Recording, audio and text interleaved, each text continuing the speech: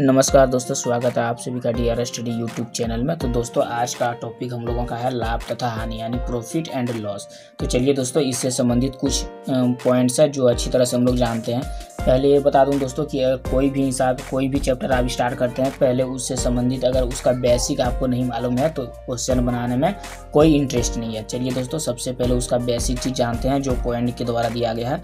पहला पॉइंट बोल रहा है दोस्तों क्रय मूल्य। इसमें प्रॉफिट एंड लॉस में जब भी आप क्वेश्चन सॉल्व करेंगे आपको ये सब शब्द मिलवे करेगा। क्रय मूल्य क्या है, विक्रय मूल्य, लाभ, हानि, तो ये सब शब्द आपको देखने को ही मिलेगा। मतलब इसी शब्द से रिलेटेड इस टॉपिक को बनाया गया है। बार बार आपको यही शब्द सुनने को मिलेगा। क्रय मूल्य, विक्रय मूल्य, लाभ क्या है, हानि क्या है। कभी कभी लाभ निकालने बोलेगा, कभी कभी क्रय मूल्य निकालने बोलेगा, तो कभी विक्रय मूल्य मिलेगा। लेकिन यही सब शब्द आपको सुनने को जानते हैं। तो सबसे पहले है क्रय मूल्य।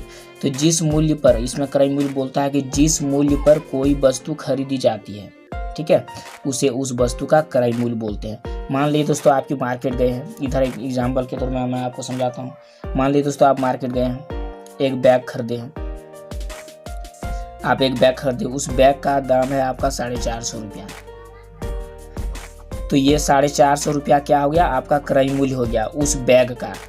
मतलब उस बैग का क्रय मूल्य कितना हो गया, 450 रुपया। यानी उस बैग का जितना भी मूल्य है उसी को बोलते हैं क्रय मूल्य। जैसे कि जिस मूल्य पर कोई वस्तु को खरीदी जाती है उसे उस वस्तु का क्रय मूल्य बोलते हैं। यदि बैग का दाम 450 है तो बैग का क्रय मूल्य कितना है, 450 है।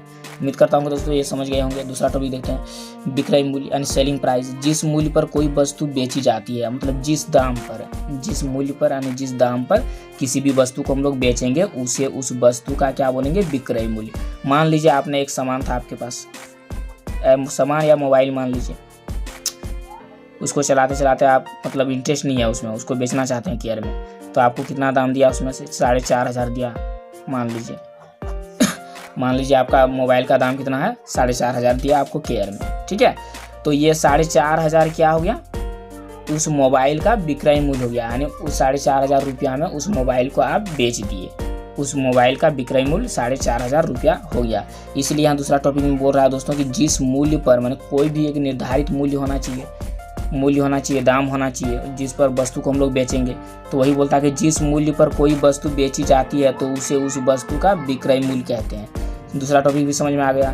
तीसरा टॉपिक, अब लाभ।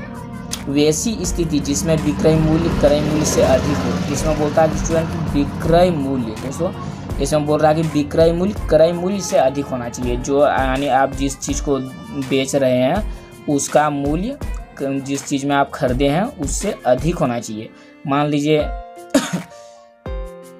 ये कुछ सामान है, कुर्सी है, ये चेयर है, कुर्सी है, इसको आपने 200 रुपया में खरीद लिया। कितना में खरीदा आपने, इसको 200 रुपया में खरीद दिया और आपने इसको बेचा कितना में, 450 रुपया में। तो वही सिचुएशन में बोलता है कि विक्रय मूल्य, ये जो विक्रय मूल्य है बेचने वाला, तो क्रय मूल्य मैंने खरीदने वाला मूल्य से आपने अधिक बेचा तो लाभ हुआ उसमें दोस्तों। क्योंकि 450 में आप 200 को माइनस कर दीजिए तो आपका बच जाएगा 200, इधर बन जाएगा आपका 50 रुपया, यानी 250 आपका लाभ हो गया। तो यहाँ लाभ तक तो समझ गए दोस्तों कि जिसका एकदम क्रय मूल्य विक्रय मूल्य क्रय मूल्य से अधिक होगा तो उस स्थिति में लाभ होता है। तो लाभ बराबर देख सकते हैं सिचुएशन, लाभ बराबर विक्रय मूल्य माइनस क्रय मूल्य। तो लाभ प्रतिशत बराबर, इसका फॉर्मूला लाभ बटे क्रय मूल्य इंटू 100। जैसा कि दोस्तों देखते हैं कि अगला पॉइंट हानि का है। तो हानि में बोलता है कि वैसी स्थिति जिसमें क्रय मूल्य विक्रय मूल्य से अधिक हो, यानी खरीदने वाला जो मूल्य है वो बेचा गया मूल्य से अधिक हो, तो उस स्थिति में हानि होता है। चलिए दोस्तों कैसे हानि होता है देखते हैं। कि मान लीजिए आप कोई वस्तु को 300 रुपया में खरीदे हैं, ठीक है। मान लीजिए कोई वस्तु को आप 300 रुपया में खरीदे हैं और उसको बेच दिए आप कितना में, 200 रुपया में। तो यहाँ समझने वाली बात है दोस्तों कि 300 रुपया में खरीदे हैं और 200 रुपया में बेचे हैं, यानी 100 रुपया का यहाँ आपको हानि हो रहा है। इसलिए हानि बराबर क्रय मूल्य माइनस विक्रय मूल्य। तो हानि प्रतिशत बराबर हानि बाय क्रय मूल्य इंटू 100। तो यहाँ तक दोस्तों चारों पॉइंट हम लोग अच्छी तरह से जान लिए। उम्मीद करता हूँ दोस्तों आपको चारों पॉइंट अच्छी तरह से मालूम हो गया होगा। चलिए आगे बढ़ते हैं, इसके बाद क्वेश्चन सॉल्व करेंगे दोस्तों एक एक करके। यदि वीडियो अच्छा लगे तो आपको लाइक कीजिए, शेयर कीजिए, बेल आइकन को प्रेस कर दीजिए ताकि हमारी आने वाली वीडियो का नोटिफिकेशन सबसे पहले आप तक पहुँचे।